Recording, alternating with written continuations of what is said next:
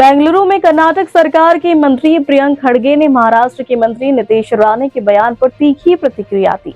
उन्होंने कहा, देश का संविधान सभी नागरिकों को समान अधिकार देता है। खड़गे ने सवाल उठाया कि किसी भी समुदाय के अधिकारों पर टिप्पणी करने वाले लोग कौन होते हैं। उन्होंने कहा, हिंदू खतरे में होने का दावा बेबुनियाद है। खड़गे ने भाजपा और आरएसएस पर भी निशाना साधा। उन्होंने कहा कि धर्म में हजारों वर्षों से कायम है और उसे किसी से खतरा नहीं है।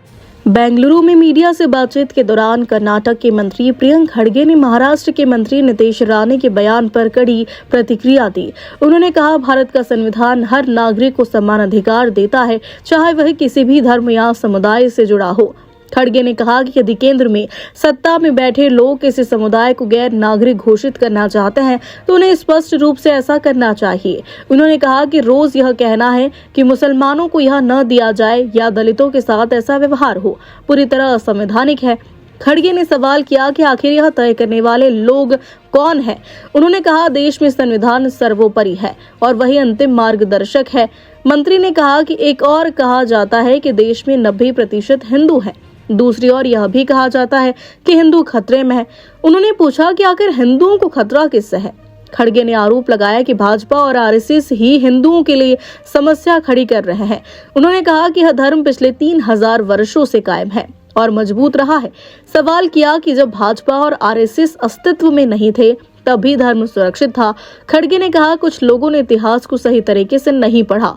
उन्होंने दोहराया कि संविधान के दायरे में रहकर ही देश चल सकता है। Gives equal rights to everyone, whether you're a Buddhist, Christian, Muslim, or a Hindu. So you are in power, right? Modi ji is in power. Declare all those people as non-citizens. बात खत्म हो जाएगी ना? What is this every day getting up and saying that Muslims should not be given like this, minorities should not be given like this, Dalit should be treated like that? Who are these people to decide that? There's a constitution in place. And one play in the same instance, they say that 90% we are Hindus, and they only come out and say Hindu khatre mein hai. Who is threatening the Hindus? I think only BJP RSS is a problem for the Hindus. Otherwise, all these years, 3000 years, this religion has survived. Sir, where was BJP and RSS that time?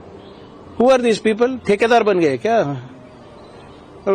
Hindustan was known so even in ancient times, no?